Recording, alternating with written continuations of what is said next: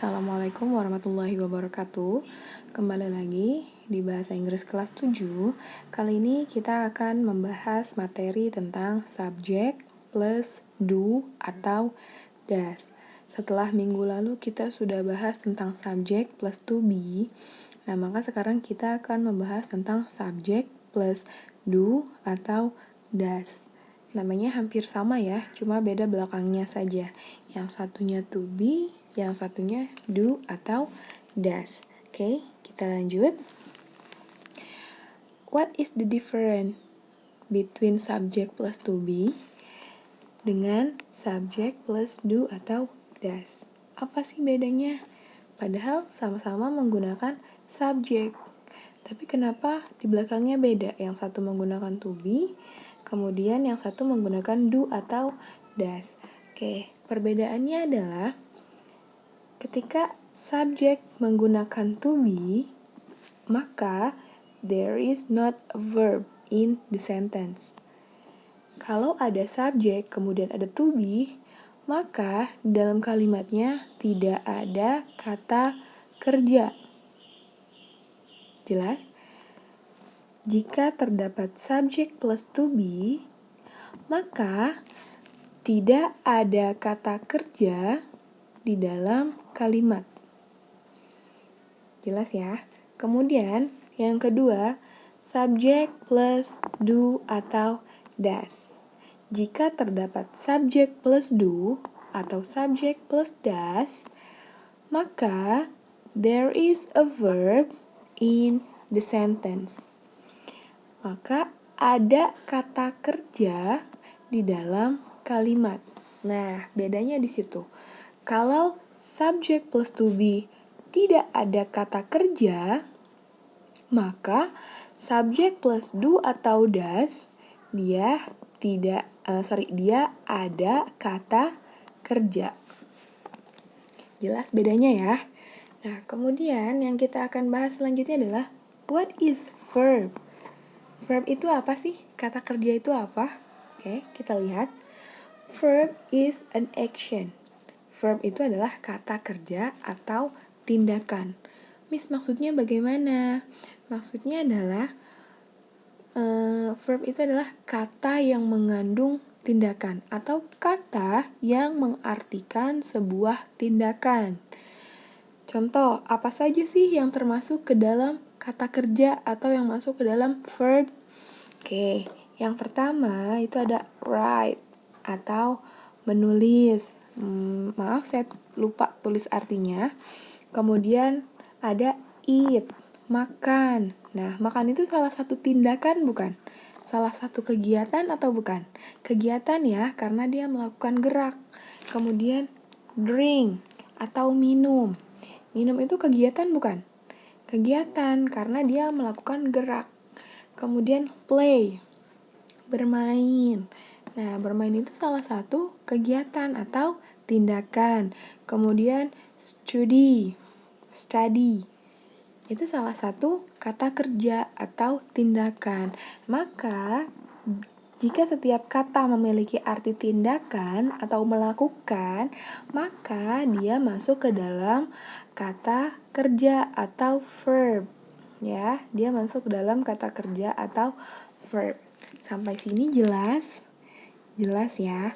Nah, selain kata kerja yang saya tulisin di sini, kira-kira ada apa lagi? Apa lagi ayo?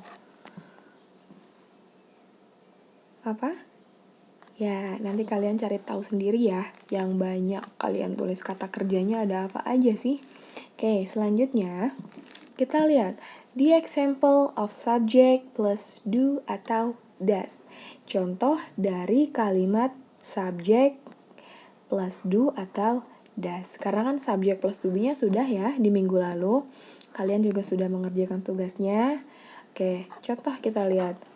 She does work every day. She does work every day. Dia perempuan bekerja setiap hari. Kemudian, contoh nomor 2. We do not play football. L-nya kurang 1. Kita tidak bermain sepak bola. Kemudian, I do write the lesson. Saya menulis pelajaran. She does not cry. Dia wanita tidak menangis. And then the last, you do not come on time. Kamu tidak datang tepat waktu. Sampai sini ada yang mau tanya? Oke. Miss, kenapa kok ada yang pakainya does, ada yang pakainya do? Kenapa? Kenapa yang she pakainya does? Kenapa yang we pakainya do? Kenapa kok beda-beda? Kenapa nggak semuanya pakai does aja? Atau nggak semuanya pakai do aja? Oke, kita lihat di sini. Nah, semua itu sudah ada rules-nya. Semua sudah ada pasangannya. Jadi kalian harus mengingat ini. Oke, semua bergantung dengan subjeknya. Kapan kita harus menggunakan do? Kapan kita harus menggunakan does? Oke, kita lihat yang pasangannya do adalah yang subjeknya I, you, we, they. Ya. Nah, terus yang pakainya does yang mana? He, she, dan it. Jelas? Jelas, jadi insya Allah jelas ya. Jadi semua tergantung dengan subjek. Kalau subjeknya I, di sini I, maka pasangannya do atau does? Do ya. Nah, kalau di sini saya tulis I does, betul atau salah? Salah, karena I pasangannya do. Kemudian she does not cry. Di sini pasangannya she apa? She pasangannya does. Nah, kalau di sini saya pakainya do, betul atau salah?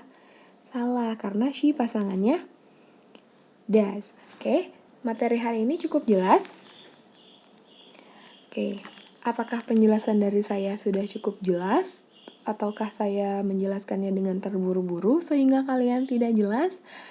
Kalau ada pertanyaan, atau ada komentar, atau ada kritik, silahkan tinggalkan di kolom komentar ya. Oke, selanjutnya, seperti biasa, saya mau tahu nih, kamu kira-kira sudah paham belum dengan materi hari ini? Jadi, saya kasih tugas, nanti disalin di buku tulis kalian, jangan lupa di bukunya dikasih nama, kemudian setelah itu difoto, lalu diupload ke dalam Google Form ini ya. Terima kasih. Wassalamualaikum warahmatullahi wabarakatuh. Thanks for watching. Jangan lupa di subscribe, like, comment, dan share. Terima kasih. Sampai jumpa di hari Sabtu.